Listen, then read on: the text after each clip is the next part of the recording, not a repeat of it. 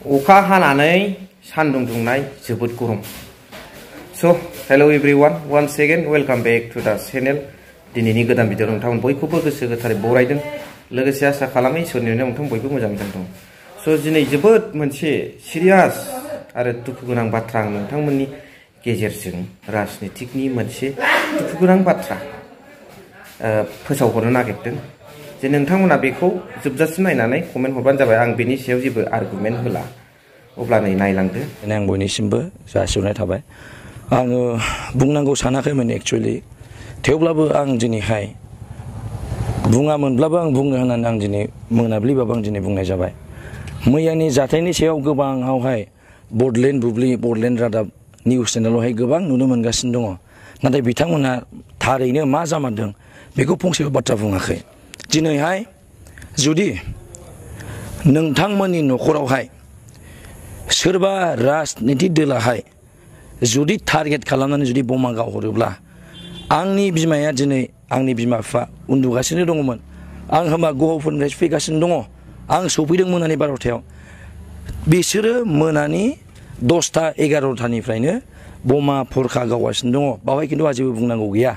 नाथाय मानो आंनि न'आव थांनानैहाय टारगेट खालामनानै मानो थाखाय दिनैहाय आधा घन्टानिफ्रायबो बांसिन दिनै आंनि बिमा बिफा उन्दुनो हायै आंनो फन खालाम बुंहरदों। बे समाव आङो बिजनेससिमल' मोनदोंमोन जे बाबा दिनै जोङो उन्दुनो हायै अबस्था जाबाय, मानि थाखाय दिनै जोंनि न'आवहाय इसिबां फरखा गावहरदों, दिनै मानि थाखाय इसिबां 60 शट 70 शट बमखौ मानो नन स्टप आधा घन्टा थाखाय गावहरदों होननानै दिनै आंनि बिमाया कमप्लेन हरदों आंनावहाय।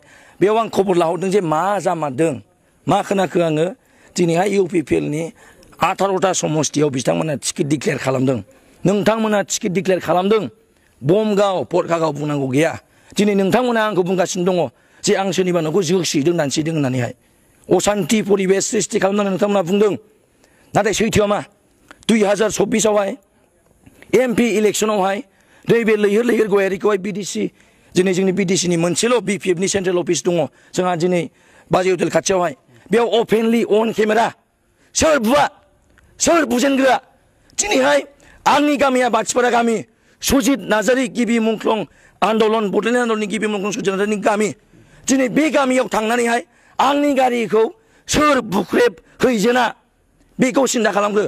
आंनि न'आव जुदि आधा घन्टा बम गावहरदोंबा आंनि बिमा बिफाया उन्दुनो हायाखै। राजनितिखौहाय राजनिति हिसाबै दोनबा मोजां जायो। मानो पार्सनेलि लांखो? आंथ' सोरनिबा न'आव बम गावहैयाखै, आंथ' सोरनिबा न'आव गारि बुख्रुबहैयाखै। नोंथांमोनासो फेरेंगा प्रमद बर'नि दैदेननाय UPPL सरकारासो बुख्रुबनाय जोख्रुबनायखौ सिगां खालामग्रोदों। दिनैहाय आं दिनै बे नोंथांमोननि निउसनि गेजेरजों बुंनो नागिरदों, दिनै आं जायनि न'खौहाय बिथांमोना बुंगासिनो दङ जोख्रुबहैदों दानसिदों होननानैहाय, बे न'खराहाय आंखौ गोदो उन्दै समनिफ्रायनो, जे समाव आंनि बिफा बिजय गयारियाहाय बाथिपारा प्राइमारिनि प्रेसिडेन्टमोन, बै समनिफ्रायनो दिनै सिमनि सिगांनिफ्राय खैबार गुलि गावगारहैनानै आंनि बिफानि खर'आव सिलाय थुहैखो, बे आंनि गोसो गोरबोआव दङ। आं बेखायनो खावलायनो नागिरदों, नोंथांमोना UPPL हिसाबै थाबाय था, UPPL हिसाबै खामानि मावबाय था, नाथाय सोरनिबा न'खरखौहाय उफुद्रुग दा खालाम। सोरनिबा गारि बुख्रुबनाय, सोरखौबा पार्टि अफिसाव बुहैनाय, बे खामानिखौ नोंथांमोना सुरु दा खालाम। नङाबा खिन्थु रायजो राजाया नोंथांमोनखौहाय दिनै बिसास खालामनाय नङा। आरो नोंथांमोना जे मिसा प्रसाद खालामगासिनो दङ जे आं सोरनिबा न' बुख्रुबहैदों जोसिहैदों। आरो आङो दिनै जोङो मैयाहाय जोंहा बातासिपुर दिकेजलिनि बातासिपुरनिफ्राय जोङो मिटिं खालामनानै फैनायावनो आं 11थायाव सफैदों।